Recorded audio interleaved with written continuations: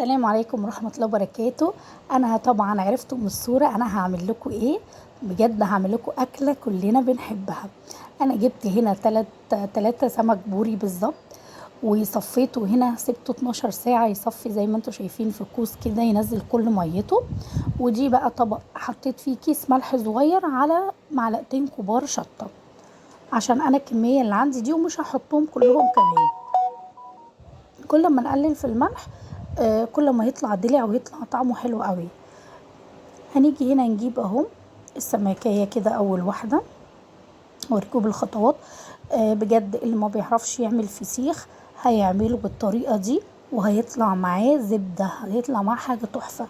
نعمل مساج للسمكة بحيث ان احنا نفك السلسلة اللي هي بتاعت الشوك دي من البورية نفسها، عشان لما نيجي نفتحها تبقى سهلة قوي ان احنا نطلع منها اللحم. وانا بجيب هنا مناديل. المناديل بصوا انا بنشف الخياشيم بالمناديل ازاي عشان ما ينفعش يبقى فيها ولا نقطة مية. تمام كده. بنعيد بقى لو المنديل ده خلاص يعني اتملى دم، خلاص بجيب منديل غيره وافضل انشف فيها لحد لما اجي ادوس على الخياشيم كده، ادخل المنديل اجي ادوس على الخياشيم كده ملاقيش ولا نقطة دم طالعه فيه. تمام. ضروري قوي عملية التنشيف دي لانها بتحافظ طبعا على البورية ان هو ما يعفنش يعني. ولازم هنا انا احط لكم هنا بس سمكية واحدة، وفي الكيس التاني احط سمكتين واوريكم لما نحط سمكتين ايه اللي هيحصل. لازم الكيس الاولاني يكون ابيض، ما ينفعش يبقى اسود، لازم الكيس الاول اللي نخلي فيه يكون ابيض. هنا بقى بنفتح الخياشيم نحط في كل خيشوم بالظبط حطوا معلقة واحدة بس. انا هنا كترت بس لا، انتوا حطوا معلقة واحدة بس في كل خيشيم من السمك، ونقوم رشين عليها بالظبط معلقتين على جسمها كله بحيث ان الجسم كله يتشرب الملح على الشطة اهو بالظبط كده زي ما انتوا شايفين. وبالظبط زي ما انتوا شايفين كده، زي ما قلت لك معلقة في الخيشيم ده ومعلقة من الناحية التانية ومعلقتين بالظبط على جسم السمكة، ما تحطوش اكتر من كده عشان يبقى دلع وحلو معانا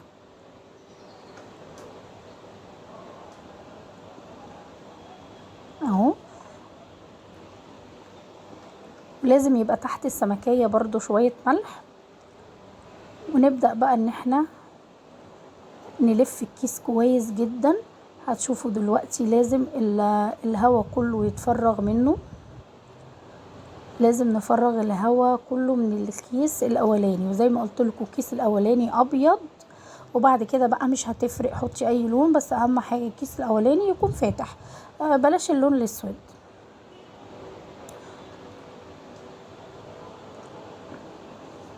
اهو. فرغنا كده بقى الهواء منه كويس. ولازم برضو اول كيس يكون معانا بقرة لزق كده، ولازم اول كيس نلفه بالسلوتيب ده كويس جدا، السلوتيب العريض.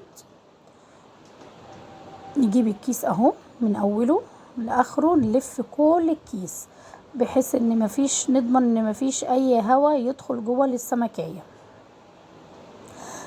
في الحر، في اليومين الحر دول السمك مش هيقعد اكتر من يعني من 10 ل 12 يوم. انا بقعدهوش بصراحة اكتر من كده، انما في الشتاء طبعا ممكن نخليها مثلا 15 يوم او 16 يوم، انما في الحر ده طبعا من 10 ل 12 يوم كده اهو. زي ما انتوا شايفين بقى مفيهوش ولا نقطة هوا تقدر تدخل. وبنحطه طبعا في كيس تاني لازم على الاقل يبقوا من 3 ل 4 اكياس، عشان طبعا بينزل المية بتاعته بعد اول يومين، لازم تنزل المية بتاعته فتبقي حكمها. وبعد ما تحطيه برضو في اكياس لازم تحطيه جوه صينية كبيرة. وهنا لازم اخر كيس لازم يكون لونه اسود عشان الضوء.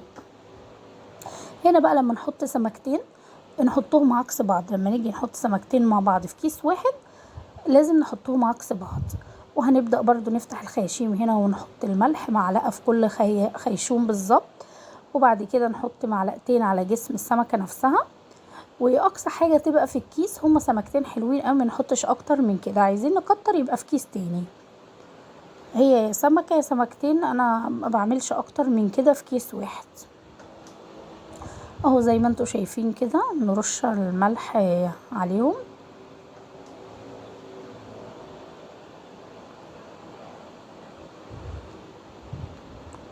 انا زي ما قلت لكم هو حلو قوي على كل سمكية، معلقة هنا ومعلقة هنا في الخيشوم بتاعها، وبعد كده معلقتين على جسمها، بس جسمها كله يكون ايه متشرب كويس من الملح والشطة.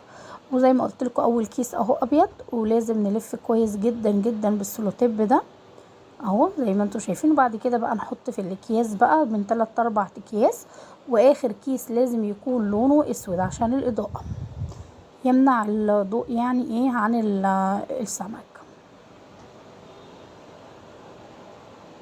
او كده مفيش اسهل من كده. وتحطيه في الصينيه بقى، عايزه تحطوه فوق ظرفه مطبخ، جوه فرن البوتاجاز، حسب ما انتي هتشيليه، بس لازم جوه صينيه عشان الميه اللي بتنزل زي ما قلتلك.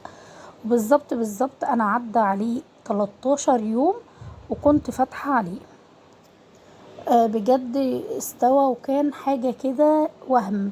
هتشوفوا بقى دلوقتي المفاجاه بعد ما احنا عملناه، هتشوفوا المفاجأة. انا هنا بوريكم ان انا ربطت 2 في كيس وواحدة في كيس اهو. اخر كيس برضو لازم نعمله كده بالسلوتيب، يعني اول كيس واخر كيس لازم يكونوا بالسلوتيب العريض ده. وهو كده ده بقى المنظر بتاعهم. بصوا بيبقوا لازم اللفة دي تبقى جامدة جدا بالمنظر ده. ونسيبهم بقى زي ما قلت لكم اما في فرن البوتاجاز وزي ما هما في الصينية دي عشان لو نزلوا المية بتاعتهم. بجد حتى لو اول مرة تعمليه جربي هيطلع معاكي تحفة. وهنا بقى بعد ما عدى بالظبط 13 يوم انا فتحت عليه. كنت مستعجلة جدا، انا فتحته بالطريقة دي، كنت خلاص كل يوم انا كنت عايزة اتجنن واكل منه. فتحته بالطريقة دي، ما استنيتش ان انا اقطعه اصلا بطريقة كويسة، فقطعته بالطريقة دي. وبصوا على طول ادوق منه. شايفين المنظر؟ شايفين الجمال؟ شايفين الجمال؟ شايفين؟ والله زبدة زبدة. بصوا السمنة بتاعته نازلة ازاي، شايفين اللون عامل ازاي؟ لا بجد كان تحفة وكان دلع وكان حلو قوي. جربي حتى في سمكة واحدة ما تخافيش، بالطريقة دي هيطلع معاكي حلو جدا. شايفين الجمال؟ شايفين؟ بجد انا جوعت. بصوا بقى هنعمله بقى. لا تقولي لي فسيخ ايه ولا فسيخ ايه، جربي وما تخافيش. جربي في سمكية واحدة وهتطلع معاكي ان شاء الله جميلة. شايفين؟ يا رب يا رب اكون افدتكم، ويا رب تجربوه وتقولوا لي ايه رايكم بالطريقه دي بالظبط، وان شاء الله تعملوه ويطلع حلو جدا زي ما طلع كده معايا. بصوا، والسلام عليكم ورحمه الله وبركاته.